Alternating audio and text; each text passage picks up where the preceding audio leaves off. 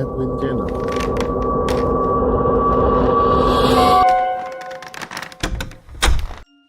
Jam sudah menunjukkan pukul 9 malam, lewat 15 menit. Saat itu juga, Mbok Darsi datang menjemput Yanti di rumah Sima. Keduanya lalu pulang, melewati kebun pisang yang memanjang, milik Pak Sutikno. Banyak undangan nih, Mbok? Tanya Yanti. Memecah keheningan di perjalanan itu. Lumayan, Yan. Sekitar 150-an orang. Jawab Mbok Darsi. Matanya tetap awas, mengamati jalanan bebatuan yang masih mendominasi kampung ini. Yanti mengusap tengkuknya dengan gusar. Ia benci sekali dengan perasaan merinding seperti ini. Terlebih, saat ini mereka hanya jalan berdua. Tak ada orang lain selain mereka berdua di tengah hamparan kebun pisang yang cukup luas ini. Sialnya, senter yang mereka gunakan berkali-kali mati. Mungkin kehabisan baterai. Sedangkan itu merupakan sumber penerangan mereka, satu-satunya untuk saat ini. Piye Kimbo? Tanya Yanti. Suaranya bergetar karena panik. Yo piye maneh? Jalan pelan-pelan sambil pegangan. Untung bulan lumayan padang. Meskipun saat itu, samar-samar mendapat penerangan dari cahaya bulan. Tetap saja, tak mengurangi kecemasan dalam hati Yanti. Mereka akhirnya meneruskan perjalanan mereka. Mbok Darmi pun sebenarnya juga merasakan hawa yang kurang enak saat ini. Tapi dia tetap berusaha bersikap biasa saja, agar Yanti tak ketakutan. Krosak. Yanti dan Mbok Darmi meneguk saliva dengan kasar. Jemari Yanti meremas kain baju Mbok Darsi dengan kuat. Keduanya mempercepat langkah mereka dengan hati gusar. Bruk bruhik. Cek-cek si keks. Bruk, bruk.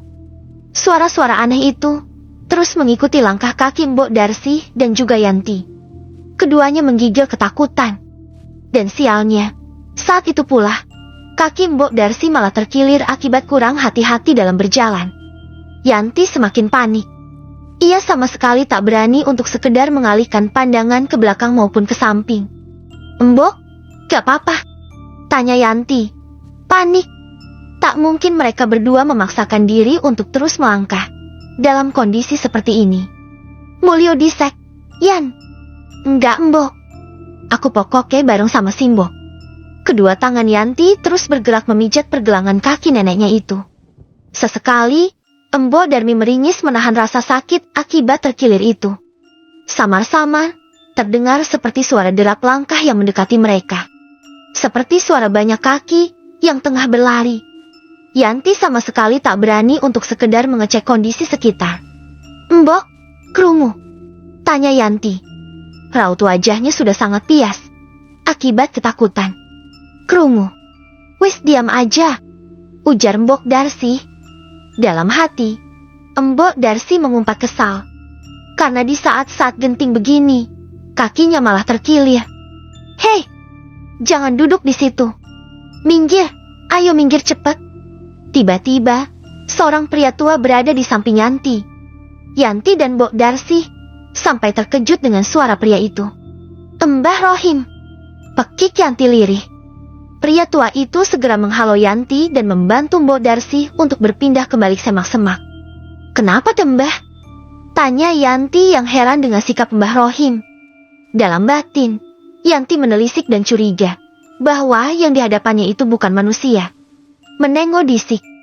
Ada iring-iringan mau lewat. Kita sembunyi di sini dulu.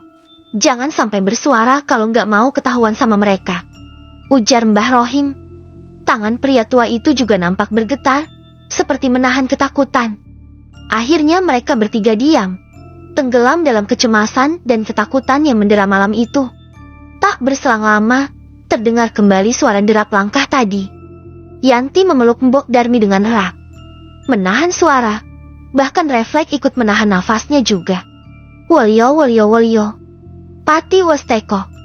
Suara-suara itu terus diserukan oleh rombongan yang dimaksud oleh Mbah Rohim. Yanti membuka matanya, penasaran dengan rombongan apa yang dimaksud oleh Mbah Rohim. Dari celah dedaunan, Yanti bisa melihat pemandangan yang mungkin tidak ingin Yanti lihat untuk selama-lamanya. Rombongan pocong, tengah mengangkut keranda yang tertutupi oleh kain putih kotor. Barisan pocong dengan muka gosong itu tak menapak pada tanah, melainkan melayang dengan pergerakan yang lambat. Suara-suara aneh tadi terus mereka keluarkan secara berulang. Yanti bahkan sama sekali tak memahami apa maksud mereka. Waktu berjalan terasa begitu lambat. Begitu pula pergerakan dari makhluk halus yang tengah menampakkan wujudnya malam itu. Yanti, Embok Darmi bahkan Mbah Rohim sampai menggigil saking takutnya. Terus baca doa Yanti, bisik Mbah Rohim dengan suara bergetar hebat. Yanti mengangguk, lalu mulai merapalkan doa-doa itu dalam hati. Mbah Rohim dan Mbok Darmi pun melakukan hal yang sama. Mereka berharap makhluk mengerikan itu bisa segera pergi dari hadapan mereka. Yanti membuka matanya kembali saat sudah tak mendengar suara-suara mengerikan dari makhluk tadi. Peluh sudah membasahi bajunya. Ia benar-benar hampir mati karena ketakutan. Alhamdulillah, wis aman.